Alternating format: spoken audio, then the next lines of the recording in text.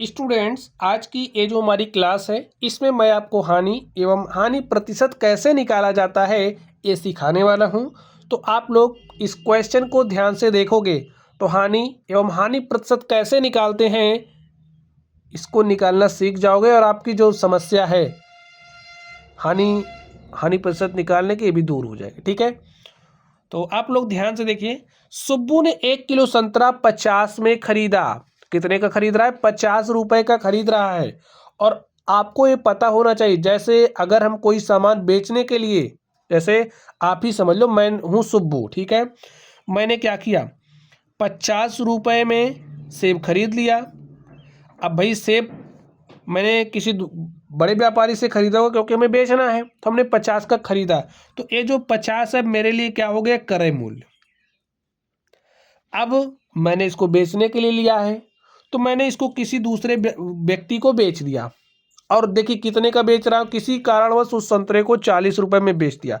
अब मैं तो खरीदा 50 का था, बेच रहा हूँ 40 का। ठीक है, तो जितने का सामान बेचा जाता है वो आपका विक्रय मूल्य कहलाता है।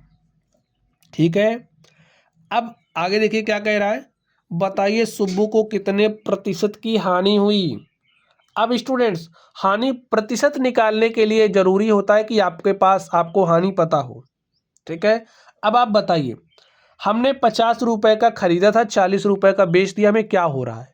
अब आप देख के कहोगे आपको 10 रुपए का घाटा हो रहा है, आपको 10 की हानि हो रही है। तो आप बताइए आपने एक काम कैसे किया, आपने कैसे बता दिया कि हमें 10 की हानि हो रही है? आपने कहा 50 का लिए थे 40 का बेचे हो, यानी कि आपने क्या किया, क्रय मूल्य में से विक्रय मूल्य को घटा दिया। तो यहां से आपके पास फॉर्मूला आ गया कि जब हम क्रय मूल्य में से विक्रय मूल्य को घटा देंगे तो हमें क्या मिलेगी? हानि मिलेगी। और देखिए हानि अब हमें निकालना है, कितने की हो रही है, तो 50 हमारा क्रय मूल्य है और 40 हमारा विक्रय मूल्य है। 50 में से 40 घटाए 10 रुपए की हमें क्या हो रही है? हानि हो रही है। अब तो हमें हानि मिल गई तो हम हानि प्रतिशत निकाल सकते हैं। तो कैसे निकालोगे? देखिए हानि प्रतिशत निकालने का फॉर्मूला होता है, हानि प्रतिशत इज इक्वल टू होता है हानि गुणे में 100 और बटे में क्रय मूल्य। वैल्यूज रख दीजिए। देखिए 10 रुपए की हानि हो रही है और 50 की खरीद पर, 50 रुपए के क्रय मूल्य पर, तो 100 पर कितना? देखिए यही फॉर्मूला इस्तेमाल किया हमने। 10 एक के 10, 10 पचे 50, 5 एक के 5, 5 20 में 100। तो प्यारे साथियों, आपको 20% की क्या हो गई? व्यापार तो मैंने किया था तो मुझे क्या हो गया? 20% का घाटा हो गया और यही हमारा आंसर हो गया। तो ऐसे ही निकालते हैं। तो आई थिंक आप लोगों ने निकालना सीख लिया होगा।